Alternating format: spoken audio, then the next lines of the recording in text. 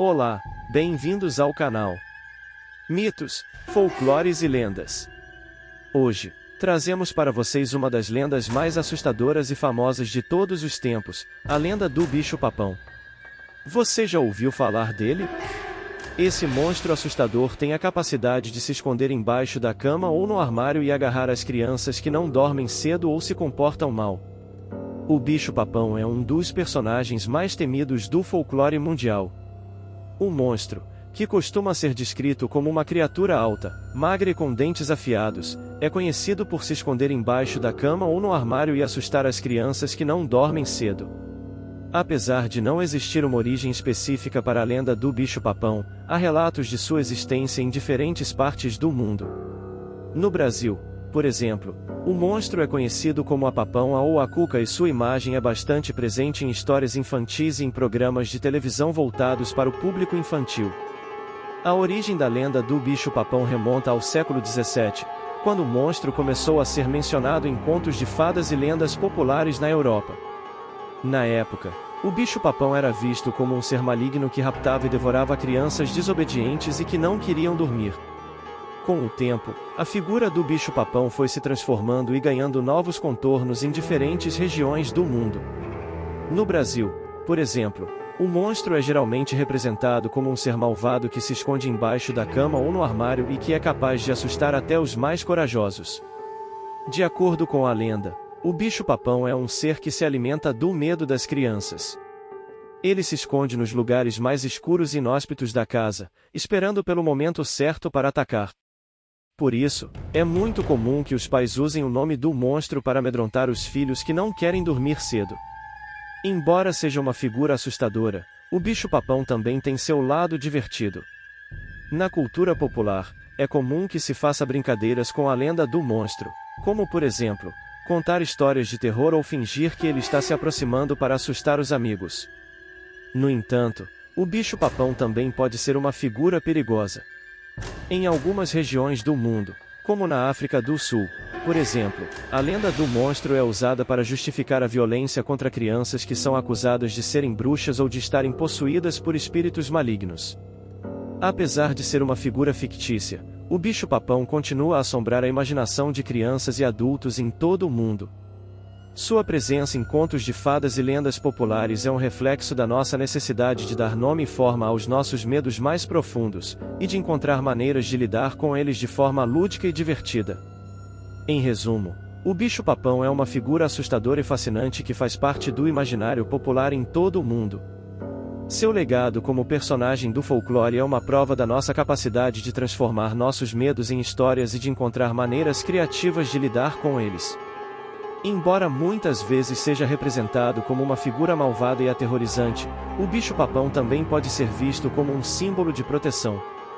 Na cultura popular, a lenda do monstro é frequentemente usada para ensinar às crianças a importância de serem obedientes e de respeitarem a autoridade dos pais e dos adultos. Em algumas tradições, o bicho-papão é visto como uma espécie de guardião que protege as crianças do mal e das forças negativas.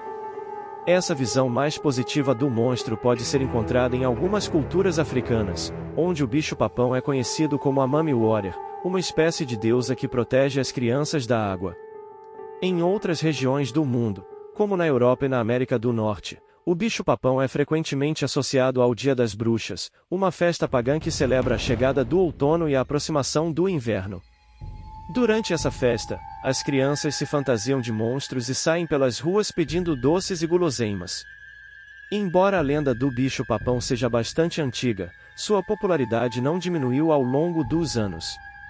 Pelo contrário, o monstro continua a ser uma figura presente na cultura popular em todo o mundo, aparecendo em filmes, programas de televisão, livros e videogames.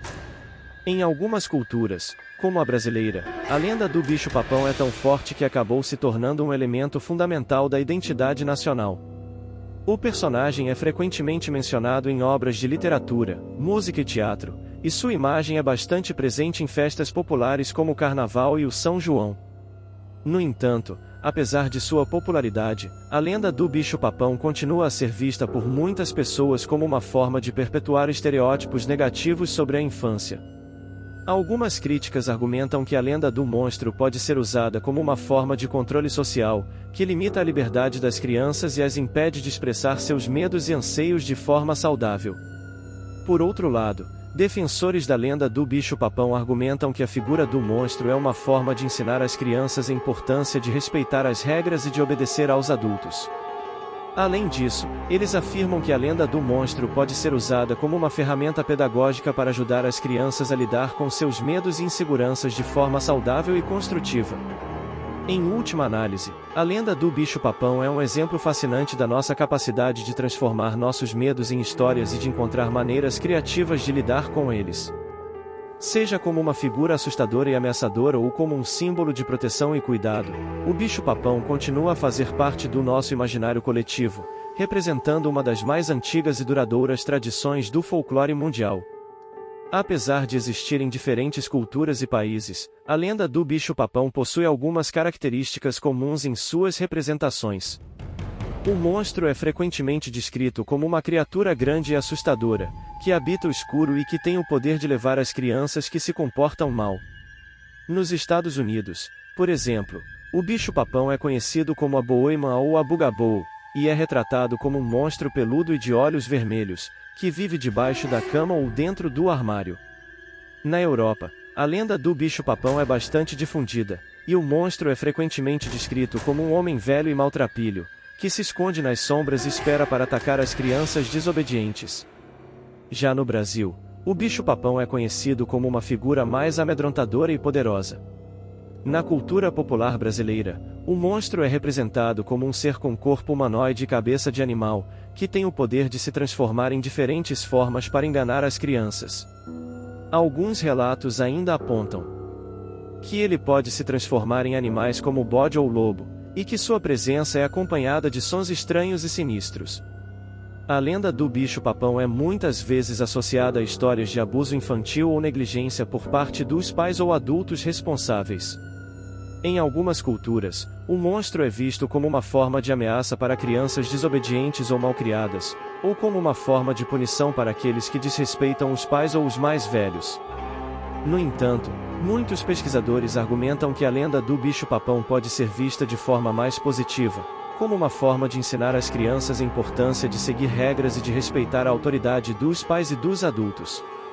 Além disso, eles afirmam que a lenda do monstro pode ser usada como uma ferramenta pedagógica para ajudar as crianças a lidar com seus medos e inseguranças de forma saudável e construtiva.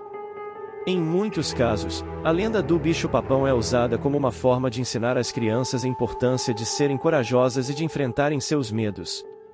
Em algumas culturas, o monstro é visto como uma figura protetora, que está lá para ajudar as crianças a superarem seus medos e a crescerem fortes e corajosas.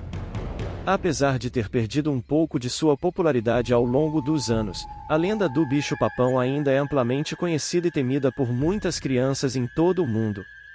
Seja como uma figura amedrontadora ou como uma forma de ensinar valores e virtudes importantes, a história do monstro continua a fascinar e a intrigar as pessoas de todas as idades. Curiosidades sobre o bicho-papão.